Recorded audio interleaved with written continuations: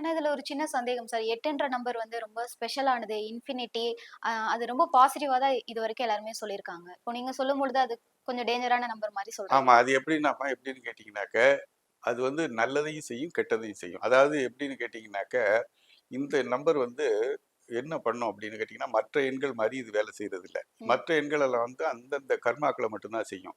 இது என்ன கணக்கு பண்ணும்னு கேட்டீங்கன்னா, பூர்வீக கர்மாவையும் இதுல கணக்குல சேர்த்து, ம். அவங்களுக்கு வந்து நல்லது பண்ணியிருந்தாங்கன்னா, நல்லது பண்ணிடும்.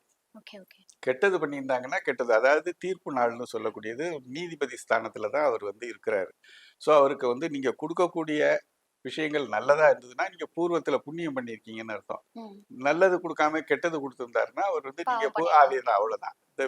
இந்த கேள்விக்கு வந்து பதில் வந்து ம். பூர்வ கர்மாக்களை எடை போட்டு, அதான் இந்த துலாத்துல உச்சமாகுறதுன்னு சொல்றேன்.